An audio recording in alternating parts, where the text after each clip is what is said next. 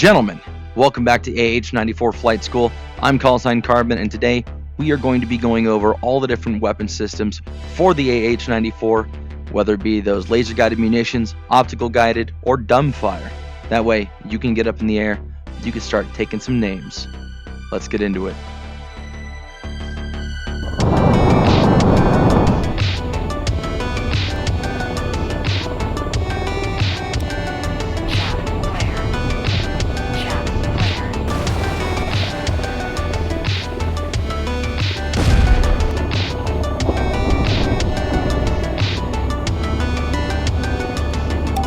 Now, before we get into the meat and potatoes of this video, a couple things I want to touch on. Number one, the support that I have been getting from you guys has been insane.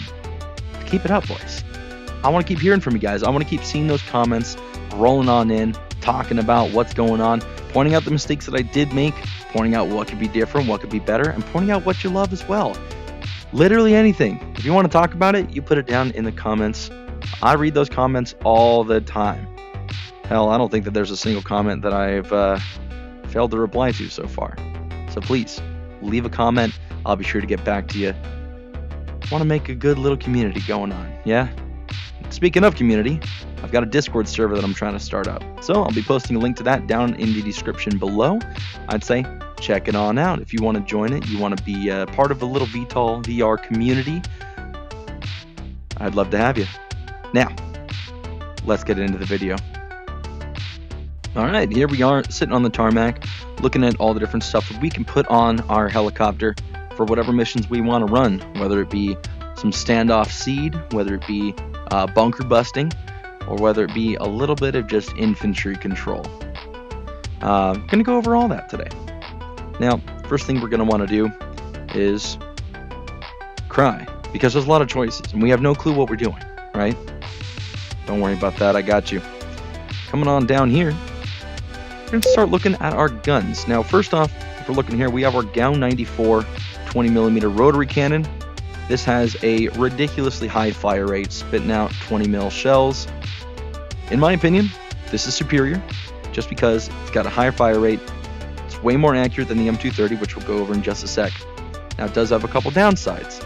This does do lower damage than the M230, but has a higher damage per second because of the fire rate. Now, the M230 is a chain gun. It's a single barrel chain gun. We attach it, you can see it right there. It's a single barrel. It's a machine gun, basically. So, you know, little rat-a-tat-tat action. And it's 30 mil shells. Now, those are going to hit the ground. They have a little bit of splash damage to them. So they are highly effective against infantry. Highly effective against light armor as well. However, it is a really limited range because it has a very large standard deviation. So that means bullets are going to be going everywhere. AH94, on the other hand, triple barrel Gatling gun. Smaller rounds, yes. However, it is far more accurate. You can get a little bit more range out of it. Plus, you have a lot more shells going down range, so you do have a higher probability to hit your targets. Along with that, you go through your ammo pretty fast with this thing. So it all depends on what you're using it for. Today, I'll show you which scenarios I choose to use each of them in, and from then on, it is up to you to decide which one you prefer. There's no catch-all solution for every scenario, as you will quickly find out with just about every aircraft in this game. Now, coming along through here, on our wingtips, right over there, we can put some AIM-92 Stingers. I like having these just in case. They're not too heavy, so you can just kind of slap them on and have a good time. These are heat-seeking air-to-air missiles. So with that comes a couple drawbacks. They're pretty easy for aircraft to dodge. They have a pretty short range, and I'll show you later. Their cage is kind of a like that spiral cage. So it is a little bit difficult to get lock on unless the aircraft is close. However, as a last ditch effort, if you need to survive, use the AIM-92s. They will save you. Next up, we're going to be going over this internal hardpoint here. First up on the list is the Hydra 70. Now, I love using these things. They're dumbfire rockets. They don't do a whole ton of damage, however, they're great against infantry and light armor. So if you have a bunch of targets in a specific area, kind of get your targeting crosshair on point, start rippling off a bunch of rockets, and there you go. Problem solved. Now, you can't really do that with just 7 of them. Even if you have 7 on each side, it's only 14 rockets. What are you doing with that? You can get 32 rockets. No, but that's not quite enough. How about 38 rockets? Alright, now we're getting there. How about 114 rockets? Now we're talking. This is how I run my aircraft every single time I get off the ground. I always have 114 Hydras, unless it's a very specific mission, but I think that these things are way more valuable than a lot of people think. So today we will be using these Hydra 70s. Now, I'm going to go over the rest of the munitions first. We'll reattach them later. Next up on the list is the AGM-114. These are continuous lock laser guided missiles. So they come in racks of 4. So if you have your symmetry toggled on, you can get a pair of these missile racks going on. You have 8 rockets. Now, these are highly precision, or they're high precision missiles. So if you have your laser locked on, it will go where your laser is designating. Now, downside of that, if you have a moving target and they go back behind a building, you're going to lose your lock. If your target is moving too fast, it's not going to be able to keep up with that lock as easily. These aren't exactly a smart munition, so you got to be kind of careful with that. Now, I do like using these quite often in large open fields where I can get targeted, where I can target something and I can look directly at it, use my laser marker, especially at night. Using the laser at night where everybody's running nods, you can see exactly what target somebody's painting. So it makes it really easy for communication between you and your teammates. That's kind of the only situation I like using these. Now, their bigger brother, the AGM-145 ballistas, this is where it's at. These things, they're fire and forget. They're smart targeting. As long as you have your targeting pod looking at a specific area, if you let these missiles go, it'll go to the target in that designated area. It will automatically get them. And again, like it says here, it can be fired without line of sight. So let's say I'm on the other side of that mountain, but I popped over just a little bit and I looked down at one of these buildings over here. Let's say they had a radar sight right on top of them. I could pop up, put my targeting pod on that, go back down below the mountain, angle up, fire it over the mountain, and it'll arc down onto my target. These things are incredibly useful. I love using them all the time. These plus the Hydra 70s, they are a dream loadout. I'll show you guys exactly how effective they are in just a little bit. Next up is going to be the AGM-27s. Now these are very similar to the Hydra rockets. However, they have a laser guidance package. So you can get them in either 7 racks or 19 racks. These things, they're great. However, they fall into that same category as the AGM-114s, where if your target's moving too fast, it's not going to be able to track, especially with how fast these things are going. They will go and they will hit the target very quickly. However, if your target's moving fast, these things cannot correct for that as quickly as the AGM-114s. You also do need, on average, about 2 to 3 of these missiles to hit light armored vehicles and actually destroy them. That's not really a problem because you have 38 of them. However, we're looking at about 12 targets-ish. 12 to 15 targets if you have 2 of these pods. Not great, but not bad either. I love running these, especially if I need to be really light and nimble. If I'm just trying to get in, kind of blitz through as fast as I possibly can, these are the way to go. Now next up, GBU-39ERs. These are extended range GPS guided missiles. They have booster stages, which means I can designate a GPS target way over in that canyon. I can angle my nose up, launch one, and it'll just kind of burn, glide a little bit, and smash down right on top of the target. These things are perfect for bunker busting. That's really the only scenario where I use these. If I know I'm going up against bunkers or heavily armored places, this is it. I want to run a rack of these plus a rack of the AGM-145s, and that right there is a perfect loadout. It's perfect anti-tank, perfect anti-bunker, gets everything covered. Now, last but not least, fuel. Well, that's pretty self-explanatory. It's fuel. I don't know why we have this. It doesn't really help very much, but you can take it if you want to, cosplay like you're in Vietnam and you're dropping napalm, I guess.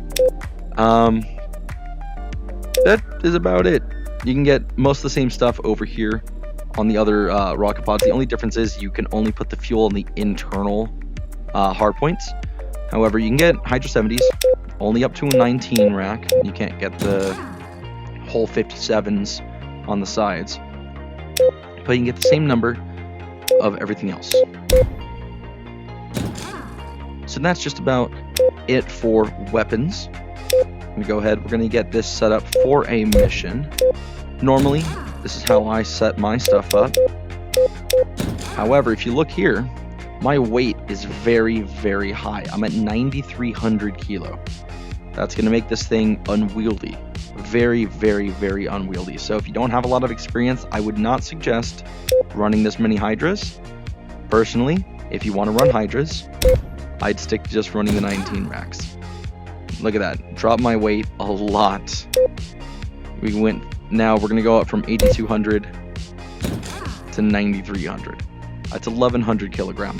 That's a ton. Now, if we decide that we also want to use a fire control radar, which this thing is great. I'll go over exactly how this works in just a little bit. If we want to use that as well, we're adding another 200 kilograms, 225 to be exact. That's a lot of weight. However, this can be extremely useful, especially when you're going up against bunkers or hidden radar sites, or you're looking for infantry out in the middle of nowhere and you don't have good data link. The fire control radar is great for painting those targets for you. Today, this is how we're going to use our aircraft. We're going to start off with the AH94, which is that triple-barreled Gatling gun that I was telling you guys about. We have our Hydra 70s, AGM-145s, AIM-92s, and our FCR, our fire control radar. Now, I do have this set up as a, I want to say, Beag. Yeah. I have this set up as a preset, so I would suggest set up a couple presets. You can have this. You can swap out your Hydras for GBU-39ERs as well. And then you could save it as something for bunker busting. If you wanted to trade out a little bit of this and you wanted to keep a lot of your anti-tank, you can keep 3 racks of your AGM-145s and 1 of your GBUs. It is up to you. Experiment with all the different combinations, figure out what works for you, what you like, what you don't like, and then we will talk about it. I want to hear about it in the comments. I want to hear about exactly what you guys like, what you don't like. If you figured out that there's a certain combination that works really well for you, I want to hear about it. I want to hear exactly what you guys have to say. I'm going to be bringing 1 of each munition, except for the AGM-114s. I'll go over those in just a little bit. However, for now, just going to go over these 4, plus the AIM-92s on the wingtips. So, let's get up in the air. And everything seems to be in order. Good luck out there. Happy hunting. Alright, now we're back in the cockpit. I'm going to go ahead, get this baby all fired up. Just going to try and do a little quick start here. I'll be going over quick start stuff in the advanced movement tutorial. That'll be video number 3 in this series.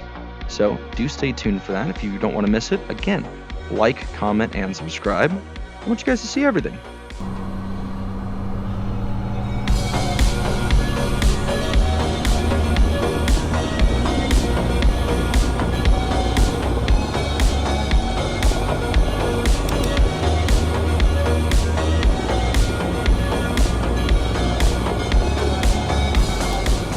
Alright, found us some targets. We got some stuff over here at the beach. Now, we're coming up on the targets here, about 5 miles out. So at this point, we're to go ahead, we're going to hit our arm button. Now right now we're on our AGM-145s. These are going to be those optical guided missiles like I was telling you about. So we're going to want to have this thing here as our sensor of interest. Now we can either hit the sensor of interest button here, or we can, on our combat collective, hit the top button twice to swap over. We can zoom on in. See, we have our targets down over here. So we have a couple trucks here. First one we're going to target is going to be this radar array here. So you can see here how my optical track is on that target here. Just for sake of argument, I'm going to turn off my laser marker. I'm going to show you exactly how this is going to work. Now, if I'm not mistaken, these missiles should be set to a button uncage. So pretty much you hold the trigger, and then you push the top button on your controller to let one off the rails. At that point, since you're locked on, it'll automatically go and target, and boom! There you go. And that's how you use your optical guided missiles. These things are super stupid simple to use.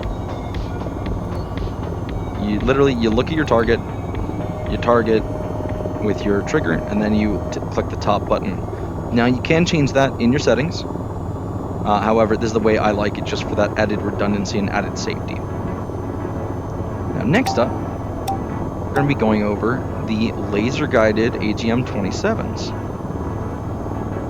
We have 19 of these things. Here, I'm gonna actually just get us down low a little bit here. For this, you need to have your laser marker on. And at this point, it's the same thing. Click the trigger in, hit the top button, and your missile goes. And for that truck, it took 2 to destroy it. However, that's not the same for all trucks. Not the same for all vehicles, or all radar stations, or anti-air stations, anything like that. Alright, now we're going to swap over with, we're going to swap our guns, by the way. Guns, rockets, all that stuff with the top button on our controller. When we hit that top button, it's going to swap us over.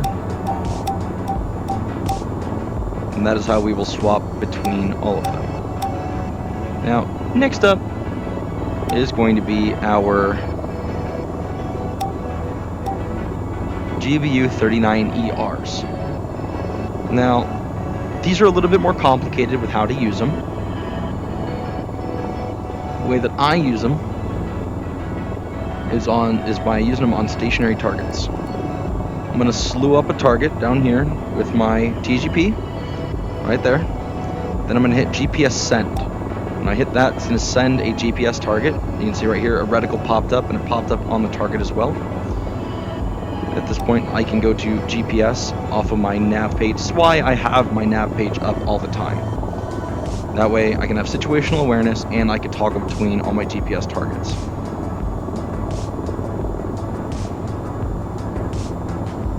Now at this point, I have one GPS target on here. I need to have a little bit of distance as well for these. That is something I didn't go over. If you're too close with a lot of these munitions, they're just not going to work. Like, this may actually be a bit close, but we're going to go for it anyway. And the way these work, you just click the trigger, and it goes. Now again, we may be a little bit close for this.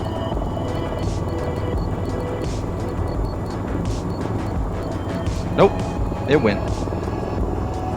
Normally you're supposed to have a pretty good standoff distance with these things, because they're big, they're heavy, they like to glide, they like to have a little bit of distance for that gliding. So that is always something to keep in mind. You don't want to always be too close when you're using this stuff. Now, if you're getting close, and you're a little bit worried that you can't lock on super quick, can't hit all your targets immediately, we have our Hydra 70s for that. For this, you can see we have right in the middle of the screen, we have our little targeting reticle there. It's a little circle with a circle inside it.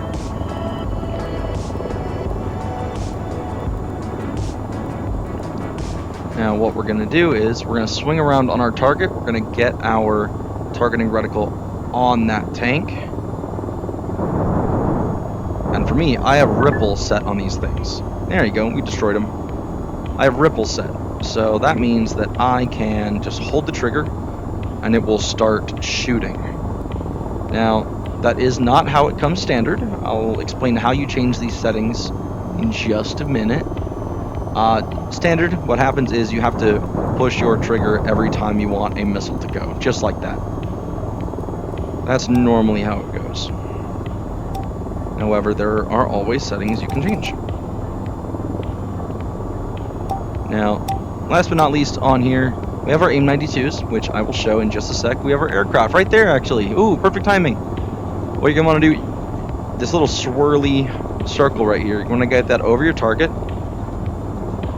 You hear how there's a tone? When you see that little dot down there change to solid and you have a tone, hold your trigger, it'll lock, then hit the top button. And then we have a heat seeker going out. Now look, they're dropping chaff and flare. Don't know how easy it is for you guys to see. They're trying to dump chaff and flare to break the lock. Let's see if it works. Oh. Yeah, it looks like it worked. Oh. Got him right here. So you can actually slew up your targeting pod on an aircraft. However, you have to be kind of quick on it. You can't be too zoomed in. You also can't be too zoomed out. So you have just enough zoom to lock onto them. Now at this point, I'll show you. If I try and use these laser guided munitions on them, I'll shoot a couple. Let's see what happens. I might hit him. There's a chance. However, most likely I'm going to miss.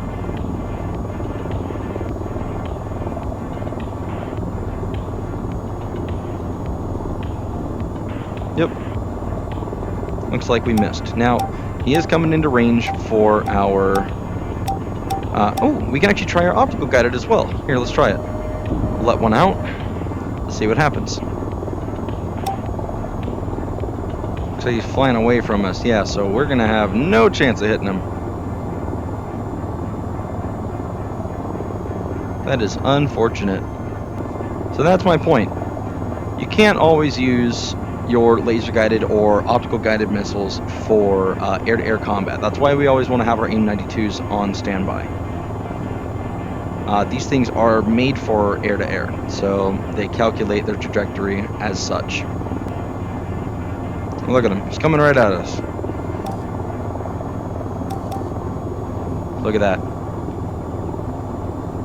Now once he's in about 2 miles, we're going to be able to get some lock on him. There we go. Hold the trigger and hit that top button. It's going to release a missile. And we hit him. We're going to release 2 more. Oh, he dodged it.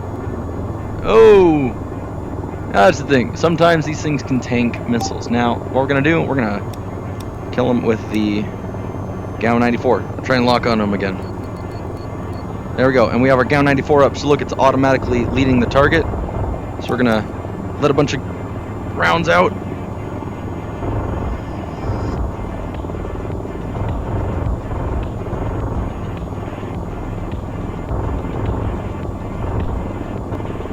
Yeah, look at that.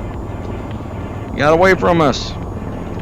See, the helicopter is not the great for air-to-air combat.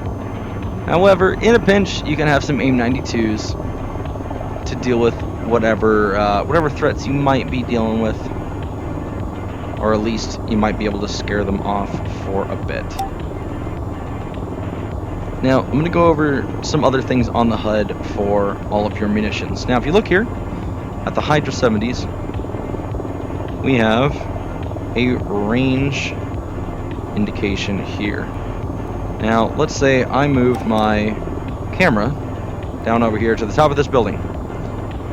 If you look over here at the top, what I'm looking at directly right here, there's a little arrow. Now that arrow is not matching up at all with this line right here. But as you see, as I get closer to this building that I'm targeting, this line will increase, and so will the solid section of this bar graph. Now, the top section, which is not solid, that indicates glide distance for your bombs. The solid section indicates actual fuel distance. So look, now I'm in glide distance, so I can let off some missiles, and watch, they're going to hit that building. Bam! So this is the same thing with any kind of bombs or munitions. So look, my fire and forget, they have a lot of fuel in them, so I can launch them with big distance. Look at that, I can launch them all the way over there and they're just inside fuel distance now.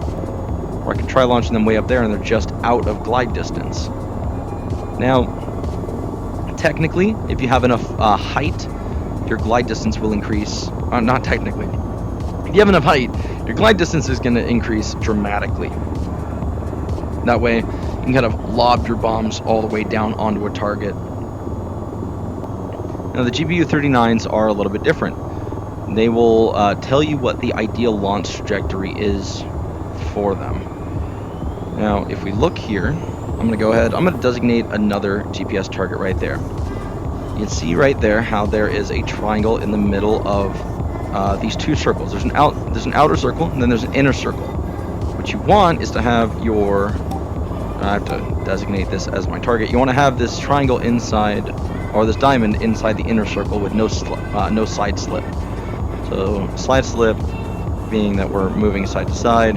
We don't really want that. We want to have it aimed directly in the middle here, while we are nose on with the target, traveling directly at it, and bam. Those are ideal launch conditions right there.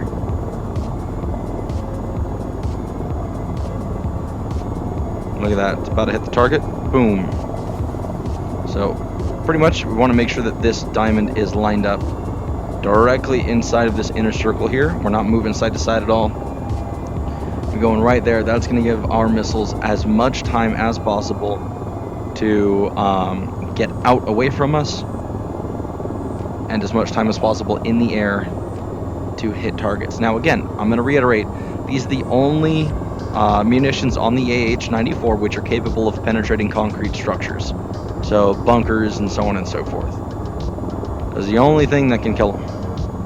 So I would suggest not using these on any sort of light armor if you can help it. I'd say stick to the AGM-145s, the AGM-27s, or the AGM-114s. Now, I'm going to land, I'm going to restock us, and then we are going to take a look at the AGM-114s, GBU-39s against bunkers. It's going to be the same sort of process. And then the fire control radar as well. Fire control radar, very, very, very useful for saving your butt if you're in an unknown position and you can't see anything. In fact, you know what? We're going to go over it right now. Radar, once I get to this tab, I have two modes. I have ground and air. I also have my power button here. I'm going to turn on my power button. And there she is. She's going to be scanning. I'm going to increase my range. Look at that. She's scanning the topography for anything that I might see in front. Now, if there is a target which pops up, we should see it up on our HUD. It's going to appear as a diamond with a dot in the middle. So there's going to be some targets somewhere around here, but these cities are very difficult to get radar readings from. So I would not be surprised if we have a hard time finding them. But we should have some in front of us over here. Oh. There we go, there's one over there. You saw it for a second. I'm gonna go right for him. Oh, a whole bunch of targets right there. This is where the radar comes in handy. We can also go to SOI. We can use this radar to lock onto a specific target. There we go. We locked onto a tank.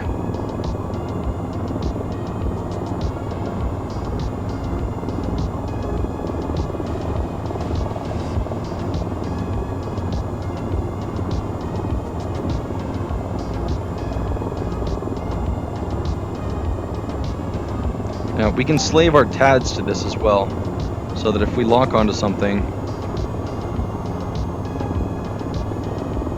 our targeting will automatically target it as well. Look at that. Bam. Now we're looking at the tank column. That's perfect. That is amazing for getting us right on target as soon as possible. Now from there, we know where these guys are. We know what they look like. And bingo. Got them locked up.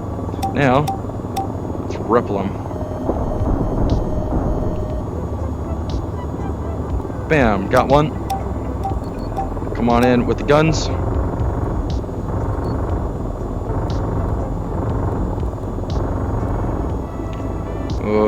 I got stick drift, so I can't aim very good. So I'm going to swap it off of SOI, that way it's back on head track. If you see wherever I'm looking, my crosshair for my guns go. Look at how many rounds it takes to destroy these tanks. Like, it's a lot of bullets. That is why the M230 is really good at close range against armor and infantry and all that. I'm going to show you guys the M230 next. Now, if you look here, you guys saw how absolutely ridiculous the fire rate was for the AH94. The M230 is more of a dugga-dugga. You can see there's a little mini explosions going on. Those actually do a little bit of splash damage. So very, very, very good against infantry, very good against groups of targets. However, if we see here, I'm going to go ahead and lock us up on this building. You can see how big of a spread there is. There's no accuracy at all. Like, I have hit every single, every window of every floor of that building. So the accuracy is horrible on this thing, meaning that you gotta aim close, like right here. And just splash everybody to death. Everybody at the end of that street would have been dead, which is good. We're coming up on a tank column right here. Gonna use the M230 on them. You'll see just how effective it really is at close range. I'm gonna use it on head track.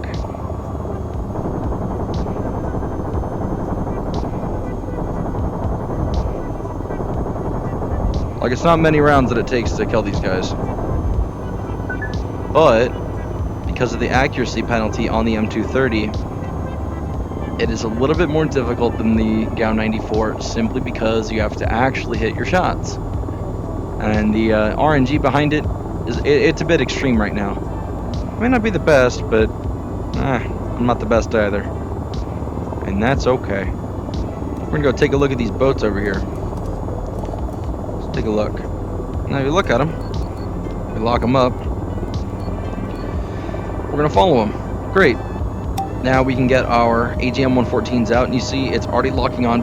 But if I let loose with one,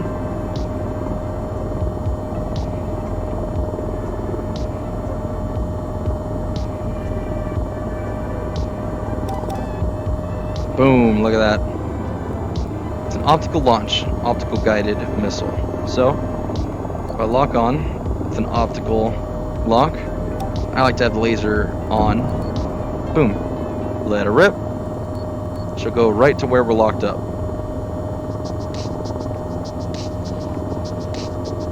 Now the whole thing is, it has to maintain lock, so get a little bit of range on these guys, and I'll show you if I lock onto a target, or actually, how about this? Better yet, if I shoot it and then I lock onto a target, I'll show you what happens. If I shoot, so let's say over there, and then I move my lock over there, look at that, it's going right to where I was looking. Beautiful. So you can kind of move around if you find there's a new target you don't like, or there's a target you don't want to hit, or there's a new target somewhere that you do want to hit. You can move your stuff around. Now, I'm going to go over some of the different settings you can set for these individual munitions. Now, if we come on back in here, we go to our equipment menu, we can hit all these different buttons here. Now, uncage mode, manual. If you set it to manual, it's going to be just like some of our other missiles, where you have to look at where you want to go. You hold the trigger to actually uncage it. and then you hit the top button to let it go. Personally, that's how I like all my munitions to be set, on the manual uncage. However, you can have it set to auto, where it'll automatically lock on to whatever you wish, and then you can let them go. Now, target mode auto, this is to switch for the GBU 39 ERs. Target mode auto. Now, for the GBU 39 ERs, target mode auto means that it will automatically switch between your GPS targets that you have in that deck. For instance, if I have multiple GPS targets, all slewed up, you can see I have 1, 2, 3, and 4. All I gotta do is point, and I can hold, and they'll just kind of keep going. I can change that release rate as well. So you can see here, they're just kind of gonna pop off once they hit. All I had to do was hold my trigger because I had all of these things marked already. Yeah, see, not all of them were perfect. You have to be kind of careful with doing that. You're going to want a little bit more range before you start holding it and rippling them off. Now, again, I had them on target mode auto. Now you can have auto, you can have manual, you can have dumb. Dumb, not particularly great. It'll just kind of go where you're shooting it. I would say do auto or manual. Preferably auto. Auto makes it easy. It kind of pops between all of your different GPS targets. Now, the release rate, this is going to be how fast it goes. Now, 120, this is the slowest, so it'll just kind of go boom, boom, boom, boom. 240, double that speed, and 480 is double that speed. So you're going at 4 times the rate that we just rippled them off. So it's like boom, boom, boom, boom, boom, boom, boom, boom. A little bit quick. Now, it's great if you have a bunch of, if you have all 8 GPS targets already slewed, or you're running 16 of them for whatever reason. You just slew all your targets and just ripple them all off. That's a great idea, especially if you're assaulting like an airfield. There's a lot of AAA down, and you want to be able to defeat some of their radar. It's a great thing. You just kind of ripple everything off, get everything out in the air, and hope to God that something makes it through. You can see here, our AIM-92s, they don't have any settings. They are pretty dumb missiles. They will look at heat signature and say, okay, that is mine. I will go. Now up here for the M230, you can have it on slaved gimbal or locked gimbal. Locked is going to be front, slaved is moving around. I would highly, highly, highly, highly suggest having it on slaved, because being able to move your gun around a lot really helps, especially in close quarter scenarios where, like saying, we're flying around a city, which I'll go over in the next video, how to fly around a city. That way you're not crashing into all the towers, all the buildings, all that stuff. Teach you how to fly through a city and actually fight in there in the next video. However, again, you want to have it slaved. Slaved means it's going to be going either where you're looking or where your targeting is. Like this. Slaved is looking around like that. You can do the same thing for the AH94. And then these settings in here that you could change for the AGM-114, you could do the same for the AGM-145s, as well as the AGM-27s. That way you can get a little bit more customization, change around those controls however you like. If you have different button layouts, different button configurations on your controllers, it'll make it a little bit easier for you depending on that. Now, with all that, I want to say the last thing I want to go over is jettison. Now, let's say I get shot and I'm losing one of my engines. I don't have enough torque to actually keep myself up in the air. I need to drop some weight really fast. Now, I can come over here to this jettison menu, jettison board, and I can start marking the things that I want to jettison. Now, if there's a red light, that means that that hard point is going to get dumped, which is a pretty good thing in certain scenarios, especially if you have them empty. So let's look over here. My GPS munitions are empty. My laser guided are almost empty. If we look out the window, we have one on our right rack, one on our left rack. I'm not going to keep looking out there because I'm going to crash the helicopter if I do that. But you get my point. If I keep our inside rack on the right, and I dump everything else by hitting this main jettison button, you can see here I have one laser guided rocket left. If I dump that, bam, it's done. You can see it's falling down into the water right now. It's going to decrease our weight, make the helicopter much more maneuverable. But we cannot dump our gun. So if we wanted to, we just have to kind of shoot. Very last thing that we're going to be touching on is the Hydra 70s, which, my god, I love these things. These are one of the funnier munitions in my mind. Now, if you have all of your hard points filled with Hydras, you can have up to 152 rockets. That's a little excessive. That takes a very long time to actually get all those rockets out. Now, in our actual equipment options menu here, you're going to see two settings. You're going to see salvo and ripple. Salvo, that's going to be how many get actually shot out per trigger pull. I can have that on 2, 3, or 4, or 1, 2, 3, or 4. So, as you might expect, 1 is 1, 2 is 2, 3 is 3, 4 is 4. Ripple is the rate at which these things get released. Now, it's going to come standard on single. So if I pull and hold the trigger, it's going to release 1 rocket. Now if I move it to 400, it's going to release 400 rockets per minute. That's the release rate. If I switch it to 800, 800, 1600. Now, if I have it on, if I have this thing kitted out with 152 Hydras, it's really funny to set it to salvo 4 with ripple 1600, because you just kind of do this.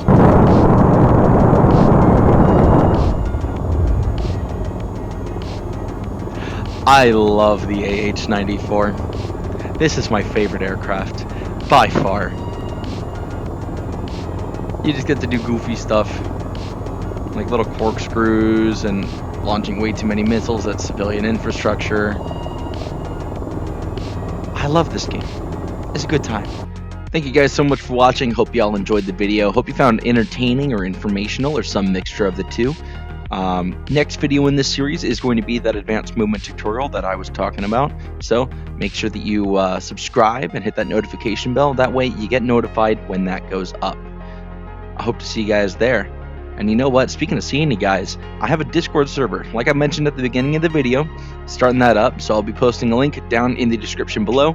Feel free to check it out.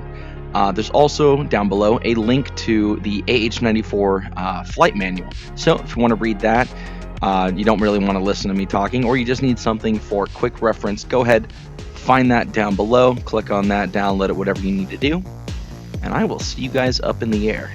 Oh, before we go, last thing I want to say, a little piece of dad advice. Make sure that you tell people you love them. Alright? 'Tis the season. It is almost Christmas. Make sure that people know how much they mean to you. Whether it's your coworkers, whether it's your friends, whether it's your family, whether it's your dog or your cat, go tell somebody you love them. Alright? Peace. See you on the next one. All that stuff. Goodbye.